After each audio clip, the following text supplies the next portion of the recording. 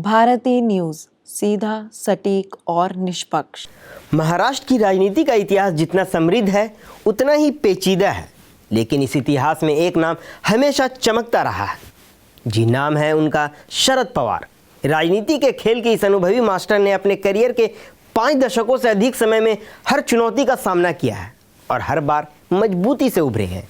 फिर चाहे वह महाराष्ट्र के मुख्यमंत्री के रूप में उनका कार्यकाल हो या केंद्र में रक्षा और कृषि मंत्री की भूमिका हो, पवार ने हर पद को अपनी विशिष्ट छवि और अनुभव से संजोया। 2024 के चुनावी समर में भी पवार चर्चा के केंद्र में हैं। उनके भतीजे अजित पवार के अलगाव ने एनसीपी को 2 गुटों में विभाजित कर दिया, लेकिन शरद पवार अपनी चतुर राजनीतिक चालों और ठोस सिद्धांतों के साथ मैदान में डटे हुए हैं। उनकी जनता से की गई अपील, जिसमें उन्होंने वोटरों से सत्य और निष्ठा के रास्ते पर चलने का आग्रह किया, एक बार फिर साबित करती है कि पवार केवल एक नेता नहीं बल्कि एक दूरदर्शी रणनीतिकार है।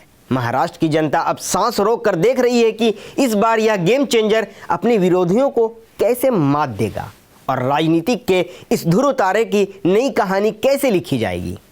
आदाब सलाम, मैं हूं चांद हसन और स्वागत करता हूं आप सभी का आपके पसंदीदा कार्यक्रम चर्चित चेहरे में।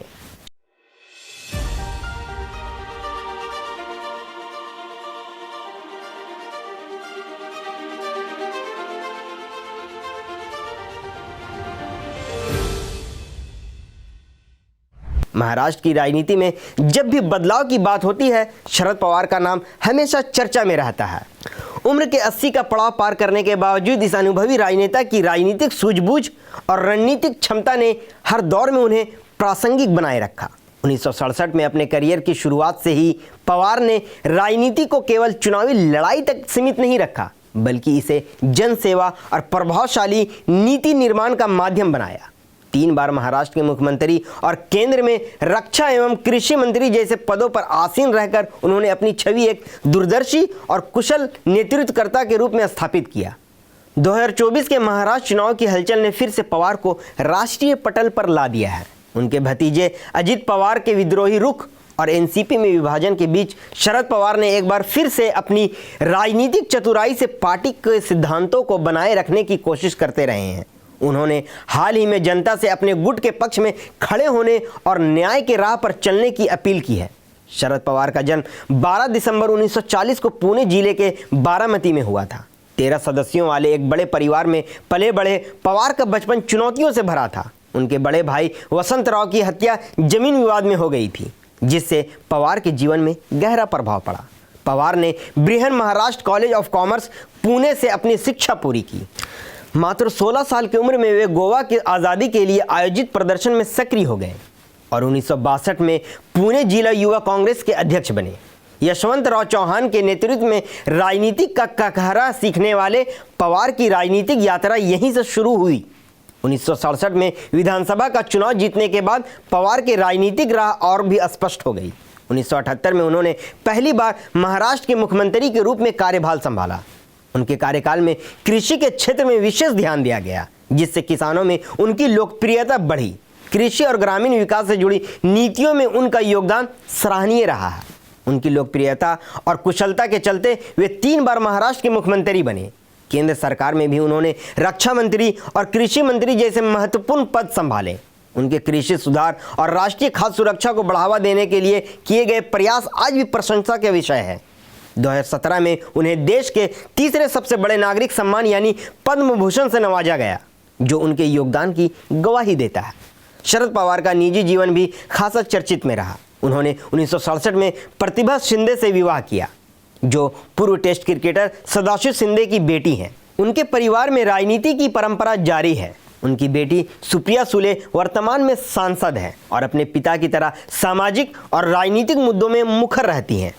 पवार न केवल राजनीति के माहिर खिलाड़ी हैं, बल्कि खेलों से उनका गहरा नाता रहा है। वे भारतीय क्रिकेट कंट्रोल बोर्ड यानी बीसीसीआई के अध्यक्ष भी रह चुके हैं। उनके कार्यकाल में कई बड़े फैसले लिए गए हैं, जो भारतीय क्रिकेट के विकास में सहायक सिद्ध हुए हैं। हाल ही में महाराष्ट्र की राजनीति में उथल पुथल मच गई, जब उनके भतीजे अजित पवार पार्टी से अलग हो गए और एनसीपी के एक गुट का नेतृत्व करने लगे। इस घटनाक्रम ने पार्टी में फूट को उजागर किया और शरद पवार को नई रणनीतियों पर विचार करने के लिए मजबूर कर दिया। उन्होंने जनता से अपील की कि वे मूल विचारों के प्रति निष्ठा बनाए रखें और अलगाववादी गुटों को हराएं। किसी के साथ भी मतभेद हो सकते हैं, परंतु सिद्धांतों से समझौता नहीं करनी चाहिए। यह बयान शरद पवार के उस अडिग विश्वास को दर्शाता है जो उन्होंने अपनी राजनीतिक सफर में हमेशा बनाए रखा। शरद पवार का नेतृत्व उस समय और भी महत्वपूर्ण हो जाता है जब हम देखते हैं कि उन्होंने कई बार महाराष्ट्र की राजनीतिक मुश्किलों को अपनी सूझबूझ से हल किया। चाहे वह एनसीपी के गठन की बात हो या शिवसेना के साथ गठबंधन के, पवार ने हर निर्णय बड़ी सोच समझ और दूरदृष्टि के साथ लिया। तो दोस्तों, आज हमने जाना कि शरद पवार केवल एक नेता ही नहीं बल्कि एक अद्वितीय व्यक्तित्व है जो अपने जीवन की कठिनाइयों से लेकर राजनीतिक जटिलताओं तक हर स्थिति में निडर और दृढ़ बने रहे। वे आज भी राजनीति के मैदान में सक्रिय हैं, अपने अनुभव और ज्ञान के साथ भारतीय राजनीति को समृद्ध कर रहे हैं। यह देखना दिलचस्प होगा कि इस बार पवार कैसे अपने सधी हुई चालों से विरोधियों की रणनीतियों को मात देंगे और राजनीतिक मैदान में अपनी पार्टी के लिए एक मजबूत वापसी सुनिश्चित करेंगे। अपने हर कदम के साथ पवार साबित करते हैं कि राजनीति केवल अनुभव की बात नहीं बल्कि अद्वितीय रणनीति और दृढ़ इच्छा शक्ति का खेल है। इस एपिसोड को यहीं समाप्त करते हैं और उम्मीद करते हैं आप सभी को यह चर्चित चेहरे का यह एपिसोड पसंद आया होगा। हमारे साथ बने रहिए और अगले एपिसोड के लिए देखते रहिए भारती न्यूज़। धन्यवाद।